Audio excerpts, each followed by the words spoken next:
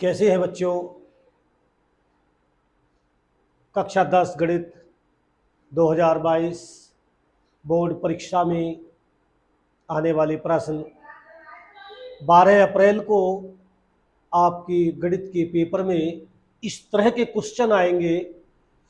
यदि आप इस वीडियो को ढंग से देखेंगे तो आपके 70 में 70 नंबर पक्के हो जाएंगे। आपके 70 में 70 नंबर आने से कोई रोक नहीं सकता और यही प्रश्न आएंगे 12 अप्रैल को गणित के पेपर में। तो देखिए, हम आपको बताते हैं प्रश्न नंबर 1, tan 25 अंश बटे cot 65 अंश बराबर है। इसमें 4 ऑप्शन दिए गए हैं और इनमें से एक ऑप्शन हमें चुन के लिखना है जो कि एक ऑप्शन सही है।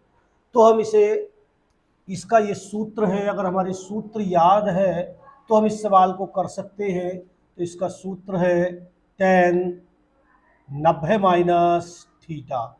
tan 90 माइनस थीटा होता है cot थीटा। इसमें ये सूत्र लगाएंगे यहाँ पे और इसे तोड़ लेंगे। tan 25 अंश बटे cot 65 अंश बराबर, इसे हम तोड़ लेंगे इस तरह से। tan 25 को हम लिख सकते हैं 90 अंश माइनस 65 अंश। 90 में से 65 को घटाएंगे तो 25 बचेगा और अब यहाँ पे हम सूत्र डाल देंगे। तो सूत्र है हमारा tan 90 minus theta cot theta.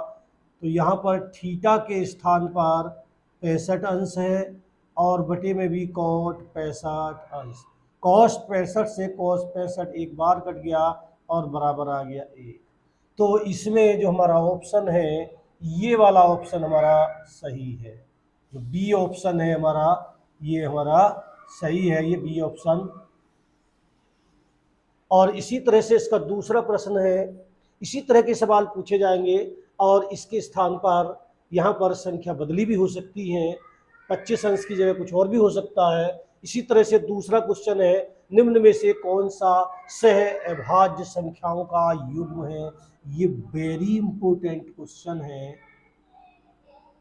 ये क्वेश्चन बहुत ही इम्पोर्टेंट है, आपके 12 अप्रैल को गणित के पेपर में आने वाला सवाल है ये। निम्न में से कौन सा सह अभाज्य संख्याओं का युग्म है। तो ये हम कैसे पता चलेगा। सह अभाज्य का मतलब होता है कि ऐसी दो संख्याएं जिनमें केवल एक उभयनिष्ठ हो और एक के अतिरिक्त और कोई संख्या उभयनिष्ठ ना हो। तो ऐसी संख्या इसमें से हमारी कौन सी है, हम देख लेते हैं। 18 और 25। तो 18 और 25 ऐसी संख्याएं हैं। 18 का आप गुणनखंड कर सकते हैं, अभाज्य गुणनखंड।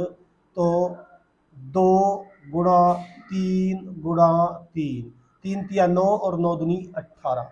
और इसे लिख सकते हैं हम 2 गुणा 3 की पावर 2। तो ये 18 के भाज्य गुणनखंड हो गए। अब इसी तरह से 25 के लिख सकते हैं 5 गुणा 5 बराबर 5 की पावर 2। तो इन दोनों में केवल एक उभयनिष्ठ है और कोई संख्या उभयनिष्ठ नहीं है। दोनों में केवल एक ही उभयनिष्ठ है और इनमें से सारी संख्या और कोई सी भी ऐसी संख्या नहीं है कि जिसमें एक उभयनिष्ठ हो।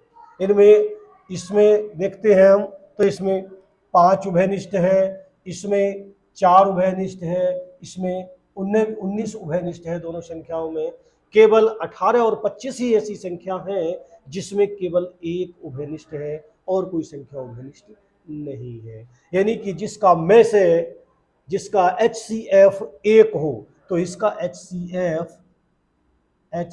बराबर 1 है। तो वो संख्या से अभाज्य होती है जिसका HCF 1 होता है। तो ऐसी संख्या हमारी बी ऑप्शन हमारा सही है, 18 और 25। और तुम इस तरह से अगर इस पेपर्स की अगर आप हमारी वीडियो से तैयारी करेंगे तो आपका जो 12 अप्रैल को पेपर है वो बहुत ही आसान होगा और 70 में 70 नंबर आपके पक्के हो जाएंगे। और तीसरा क्वेश्चन है, द्विघात समीकरण 3x स्क्वायर माइनस के 6x प्लस p बराबर 0 के मूल बराबर हैं तो p का मान होगा। तो इस समीकरण को हम लिख लेंगे यहाँ पे, इसे भी हम हल करके दिखाते हैं अभी।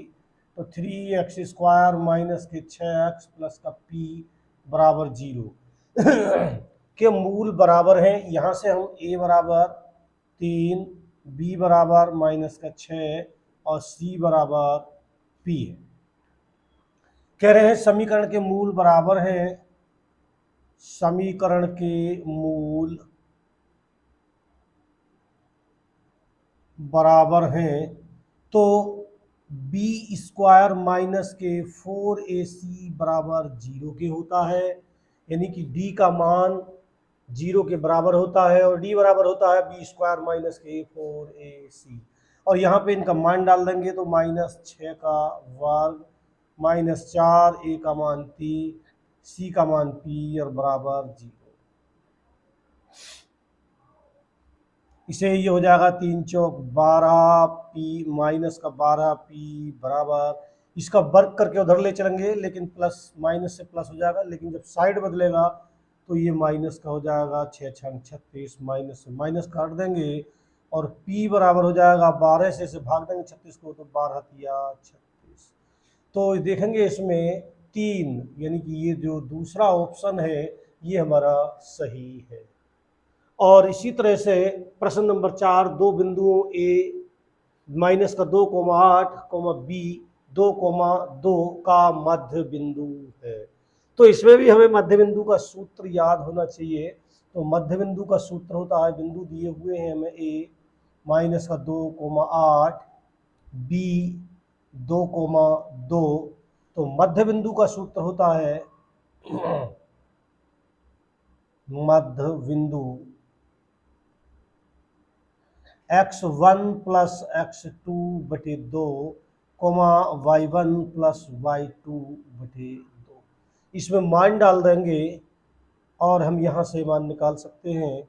x1 का मान है माइनस का 2, x2 का मान है 2 और बटे में 2, y1 का मान है 8, y2 का मान है 2 और बटे में 2। अब इधर कर लेते हैं, तो ये हो गया 2 में से 2 गया तो बचा 0, तो 0 बटे 2 और ये हो गया 10 बटे 2। 2 से 2 पंजे 10 और 2 से ये 0 हो गया और ये आ गया हमारा 5। तो इसका जो ऑप्शन है हमारा पहला वाला ऑप्शन वो सही है, 0,5। तो पहला वाला ऑप्शन हमारा सही है। हम इस सूत्र को याद है तो हम सवाल को आराम से कर सकते हैं। और सवाल नंबर 5, इस तरह का भी एक सवाल आएगा, पदों 2, 4, 6, 8, 10 जो कि आरोही क्रम में हैं का माध्यक है। तो माध्यक, हमें इन संख्याओं का माध्यक निकालना है। ये संख्याएं आरोही क्रम में है, यानी कि 2, 4, 6, 8, 10। तो पदों की संख्या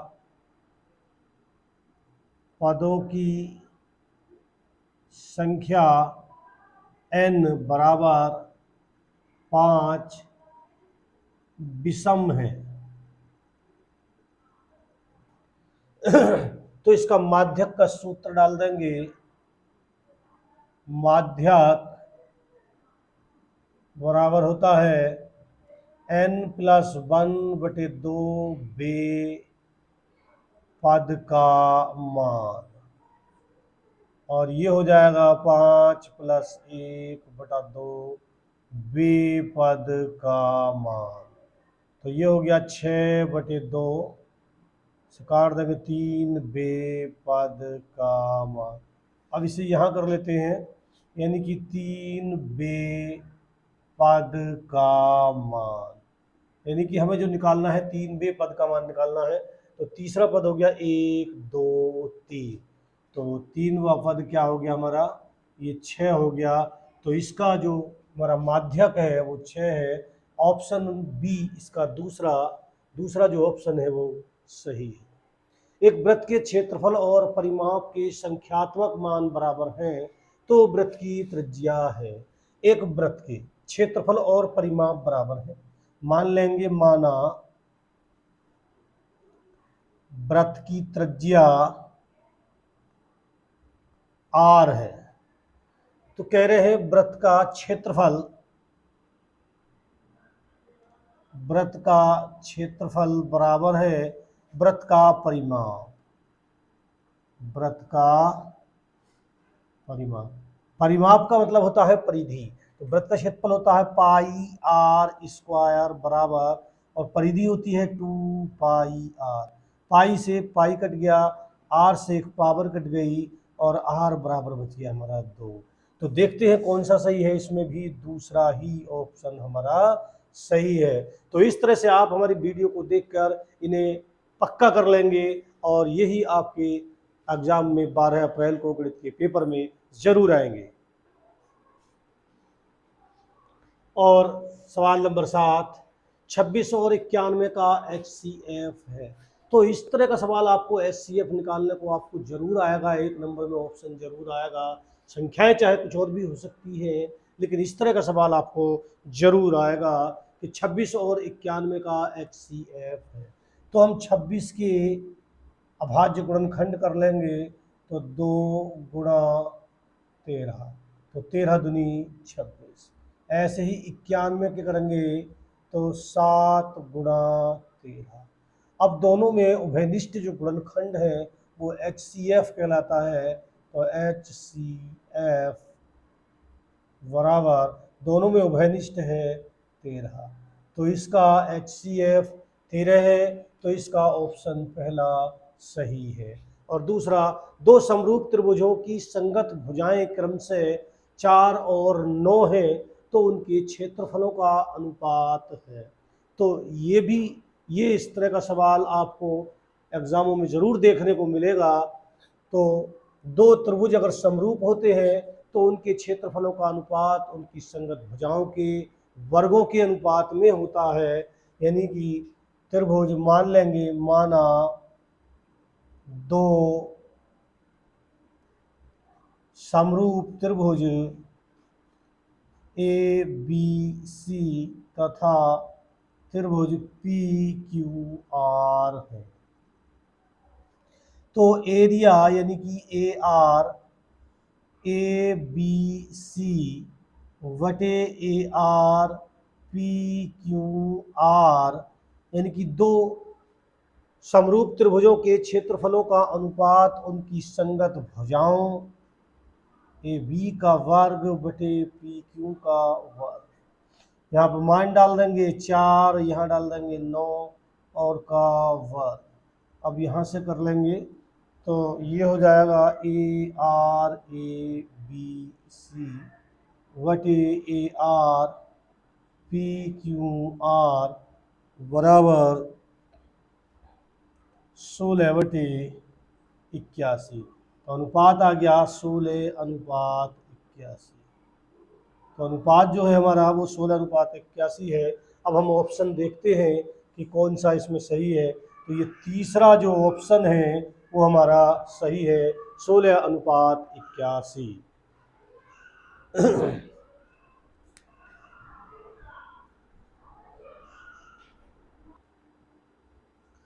और अब प्रश्न, इस तरह का प्रश्न आपके गणित के पेपर में 12 अप्रैल को ज़रूर आएगा।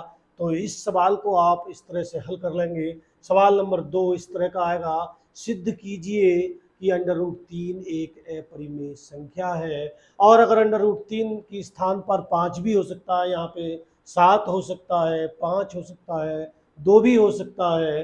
तो इसे हमें सिद्ध करना है। जैसे हम √3 को सिद्ध करेंगे ऐसे ही √5 को सिद्ध कर सकते हैं और ऐसे ही √7 को सिद्ध कर सकते हैं। देखिए, इसका हल हमारी वीडियो में आपको मिल जाएगा। इसका हल हमारी वीडियो में है। अगर आप नहीं उसे ढूंढ सकते हैं तो हमें लिंक भेज देना, हम इसका हल आपको हल करके वीडियो आपको डाल देंगे। तो हम इन सवालों को इसलिए नहीं हल कर पा रहे हैं क्योंकि अगर हम सारे सवालों को इन्हें हल करते हैं तो वीडियो बहुत लंबी हो जाएगी, और लंबी होने की वजह से आप वीडियो को देख नहीं पाएंगे। इसलिए हम इसमें केवल प्रश्न ही बता रहे हैं। इन्हें आप खुद अपने आप हल करें। यदि आप पे ये हल नहीं होते हैं तो आप इन्हें हमारी वीडियो में देख लें। हमारी वीडियो में ये सारे सवाल हमने हल किए हैं। हमने अपनी वीडियो चैप्टर वाइज डाली हैं।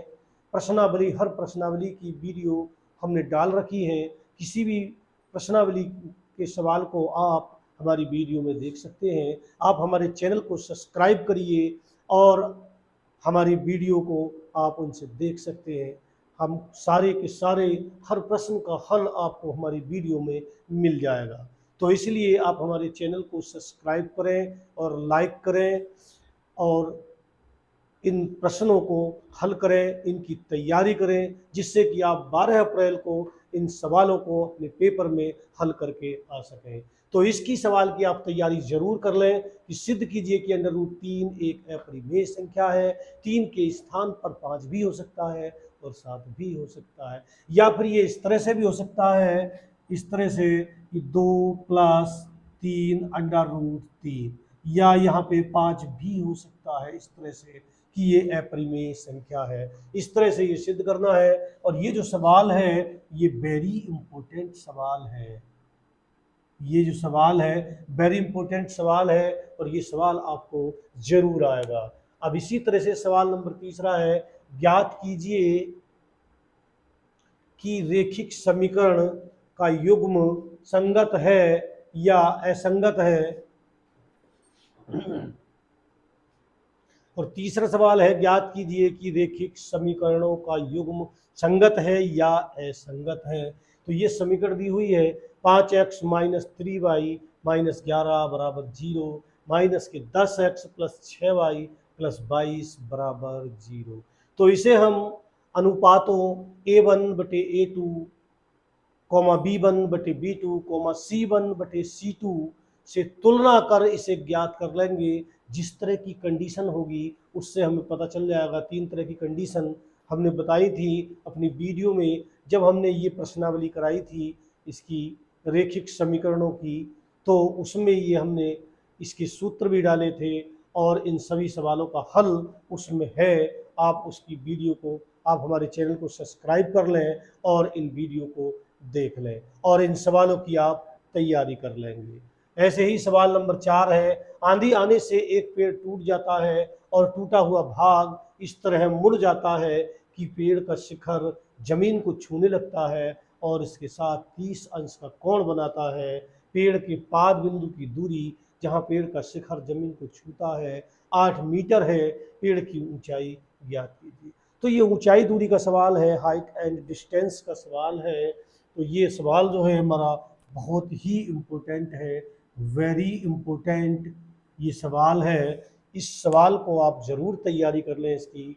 आप अपने इसे सवाल को तैयारी कर लें। हमने अपनी वीडियो में हमने ये पढ़ाया है, इस सवाल को हमने बताया है। हमारे चैनल को सब्सक्राइब करें और हाइट एंड डिस्टेंस, ऊंचाई दूरी की प्रश्नावली से इसे देख लें।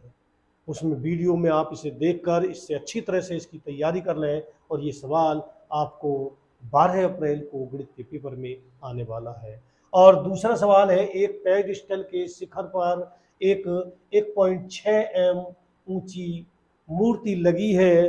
भूमि के एक बिंदु से मूर्ति के शिखर का उन्नयन कोण 60 अंश है। उसी बिंदु से पेडिस्टल के शिखर का उन्नयन कोण 45 अंश है। तो पेडिस्टल की ऊंचाई ज्ञात कीजिए। यह सवाल भी हाइट एंड डिस्टेंस का है, ये भी इसी प्रश्नावली में मिल जाएगा आपको। जब आप ये सवाल देखेंगे हमारी वीडियो में तो आपको ये सवाल भी आपको हमारी वीडियो में मिल जाएगा और इन सवालों को देखकर आप हमारी वीडियो से इसकी तैयारी कर लें अच्छी तरह से और आपके अच्छे नंबर आएंगे। आपके 70 में 70 नंबर आएंगे, आपके बहुत ही अच्छे नंबर आएंगे और 12 अप्रैल को यही प्रश्न आएंगे। और अब बताते हैं हम सवाल नंबर 6।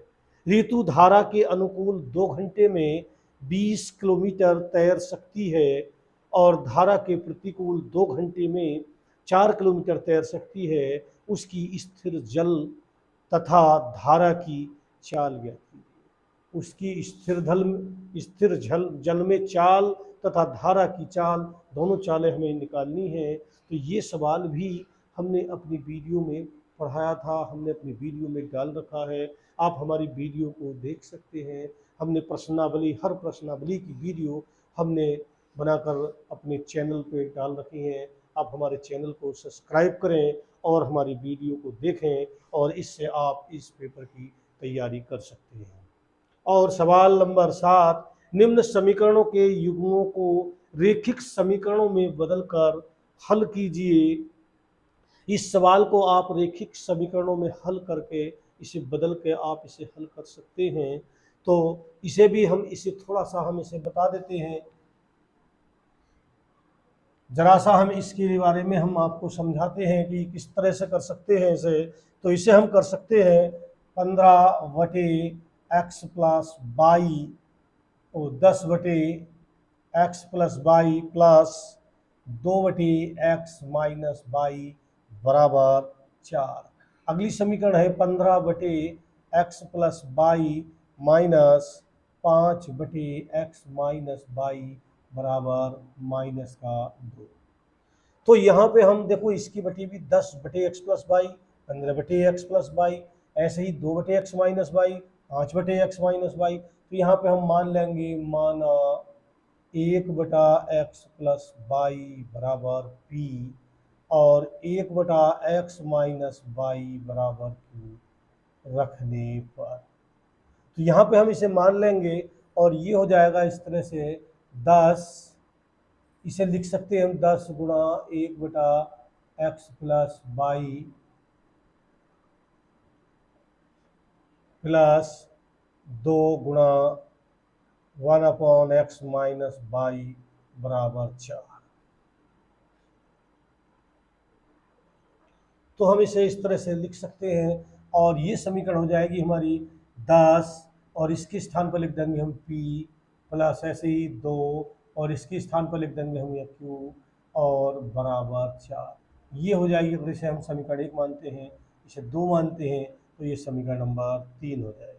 इसी तरह से अगली समीकरण को भी इसी तरह से कर लेंगे, यानी कि 15 1/x plus by minus 5 1/x minus by बराबर माइनस का 2। इसमें भी ऐसे ही मान डाल देंगे तो हो जाएगा 15p माइनस के 5q और बराबर माइनस का 2। ये समीकरण नंबर 4। अब हम इन दोनों समीकरणों, इन समीकरण नंबर 3 को और 4 को हम इसे हल कर सकते हैं। कोई सी भी विधि से कर सकते हैं, चाहे तो हम इसे विलोपन विधि से कर सकते हैं या वज्रगुणन विधि से भी कर सकते हैं या फिर प्रतिस्थापन विधि से भी कर सकते हैं। तो आप इस तरह से हमारी वीडियो से आप तैयारी करें। हमने इन सवालों को, अगर हम इन सवालों को सारों को हल करके, सभी सवालों को अगर हम हल करके बताएंगे तो हमारी वीडियो इतनी लंबी हो जाएगी कि आप उसे देख नहीं पाएंगे। तो फिर हम उसमें बताने सारे सवालों को, हम जो इम्पोर्टेंट सवाल हैं उन्हें हम बता नहीं पाते। इसलिए हमने इन सवाल केवल प्रश्न प्रश्न बताए हैं और उनका हल आप हमारी वीडियो में देख सकते हैं। हमारे चैनल को सब्सक्राइब करिए, लाइक करिए और शेयर करिए, ज़्यादा से ज़्यादा शेयर करिए। और फिर मिलते हैं अगली वीडियो में। जब तक के लिए जय हिंद।